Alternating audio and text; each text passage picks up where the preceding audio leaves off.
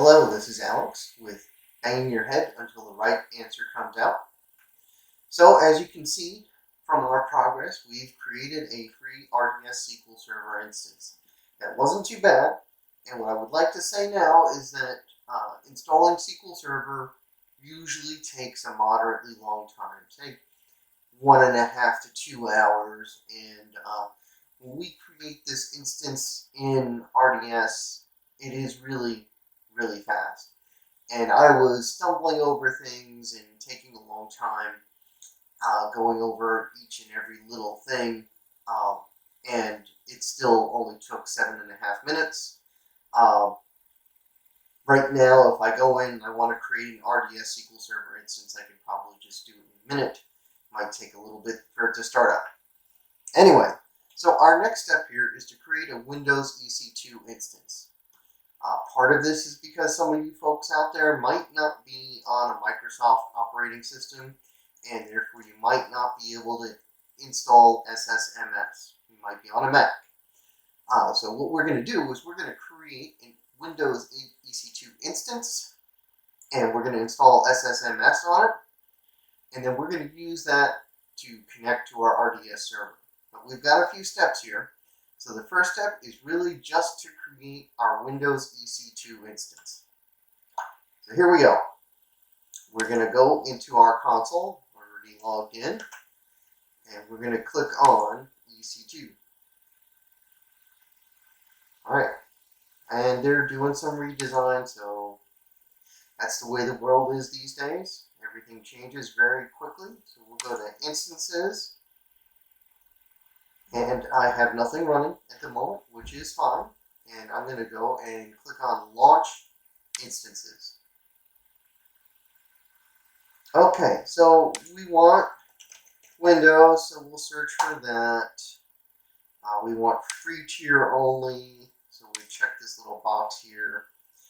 And we're going to just go ahead with this first one here. It says free tier eligible. Always with the provision, you can go over on what's allowed for a free tier, so be careful. Here we go. So we're going to hit select,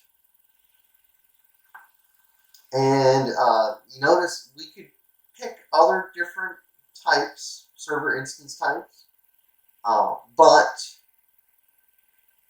this is our free instance, our free tier.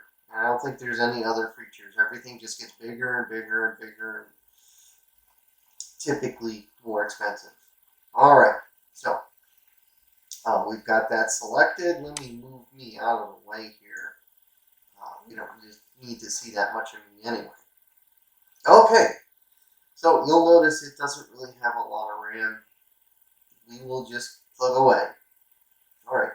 We click on Configure Instance Details, number of instances. We only want one. It's got our VPC in here, which I think is the one that I'm using for the RDS instance as well, which we would like those to be the same. We don't need to do anything that we don't want a spot instance. Spot instance we only get when we've bid more than the overhead cost is, and then it'll exist for a brief time. And then when costs go over that bid, it'll go away. There are uses for that. All right, we don't have a domain. We could do stuff with that. Maybe I'll learn that and I'll do a video on that. So there's all sorts of great stuff here. We don't have to do too much in here.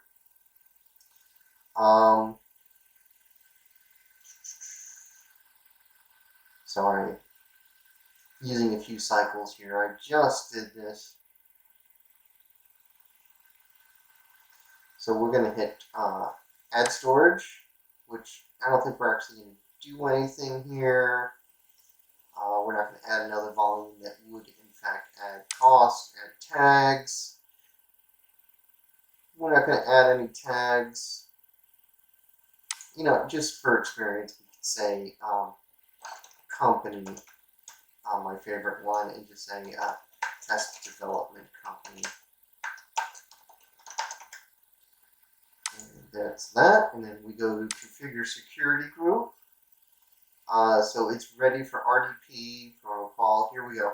So I was going to cover this later, but since I'm going step by step here, we want this to come from my IP only. Or if you have different IPs, you can do lines, add rules for each IP that you want to be able to access this instance through RDP. So we're going to click on Review and Launch. Okay, and we're going to have to keep an eye out. We need to do our keys. So we'll click on Launch. Here we go. So we're going to create a new key pair, and we're going to say SSMS test computer. Right? We're going to click on Download key pair. I'm going to have to move me again. And it's down here. So what I've been doing is I'm going to show that in folder. Of course, it goes to the wrong monitor. And I'm going to cut that, and I'm going to put it in my EC2 folder here. So I know exactly where it is. We will need that shortly.